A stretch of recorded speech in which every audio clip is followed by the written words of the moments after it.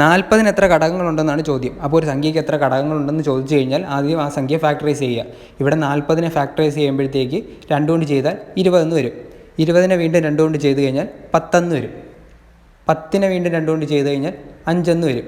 അപ്പോൾ നമുക്ക് ഈ സൈഡിൽ 3 2ഉം ഒരു 5ഉം കിട്ടിയിട്ടുണ്ട്. അപ്പോൾ ഇതിനെ നമുക്ക് ഇങ്ങനെ എഴുതാം. 40 = 2⁻3 എന്ന് എഴുതാം. 3 2 ഇല്ലേ, ഇൻറ്റു 5⁻1 എന്ന് എഴുതാം. 5 ഒരെണ്ണേ ഉള്ളൂ. അപ്പോൾ അങ്ങനെ എഴുതാം. 2⁻3 എന്നും 3 2 ഉള്ളതുകൊണ്ട് 2⁻3 എന്നും 5⁻1 എന്നും എഴുതാം. ഒരു 5 ഉള്ളൂ.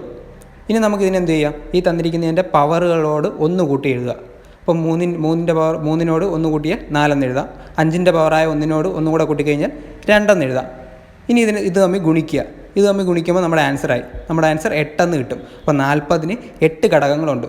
ആദ്യം ഈ തന്നിരിക്കുന്ന സംഖ്യ ഫാക്ടറൈസ് ചെയ്യുക. ഫാക്ടറൈസ് ചെയ്തതിന് ശേഷം അതിനെ ഇങ്ങനെ ഒരു രൂപത്തിലായിട്ട് എഴുതുക. എന്നിട്ട് ആ തന്നിരിക്കുന്നതിൻ്റെ പവറിനോട് 1 കൂട്ടി